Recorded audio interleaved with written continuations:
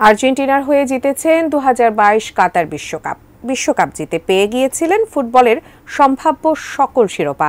এবার ফুটবল বিশ্বে নক্ষত্র জীবন্ত কিংবদন্তি লিওনেল মেসি পেতে যাচ্ছেন যুক্তরাষ্ট্রের সর্বোচ্চ বেসামরিক সম্মান প্রেসিডেন্সিয়াল মেডেল অব অনার। বিস্তারিত ডেস্ক রিপোর্টে।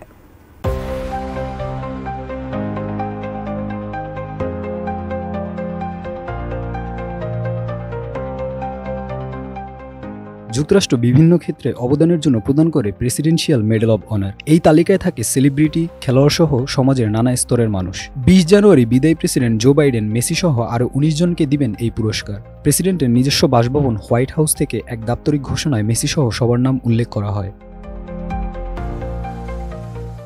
বিবৃতিটিতে বলা হয়, প্রেসিডেন্ট বাইডেন বিশ্বাস করে একজন মহান নেতা সবার প্রতি তিনি বিশ্বাস রাখেন, সবাইকে ন্যায্য সুযোগ দেন এবং শালীনতাকে সর্বোচ্চ স্থান দেন। এই 20 জন আমেরিকান মহান নেতা, তারা এই দেশকে আরও ভালো জায়গা বানিয়েছেন। তারা সবাই মহান নেতা এবং ভালো মানুষ, যারা দেশ ও পৃথিবীর জন্য অসাধারণ অবদান রেখেছেন।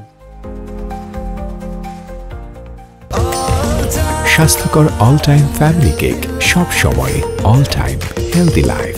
কিন্তু প্রশ্ন থেকে যায়, আর্জেন্টাইন হয়েও মেসি কেন পেতে যাচ্ছেন এই পুরস্কার? মেসি 2023 সালে ইউরোপিয়ান ফুটবলকে বিদায় জানায়। তার শৈশবের ক্লাব বার্সেলোনা ছেড়ে আসে মার্কিন ক্লাব ইন্টার মায়ামিতে নাম লেখান। মেসি আসায় পুরো চিত্র বদলে যায় আমেরিকান সকারের। তবে এসবের চেয়ে তার মানবিক কাজের জন্যই হোয়াইট হাউসের নজরে এসেছেন।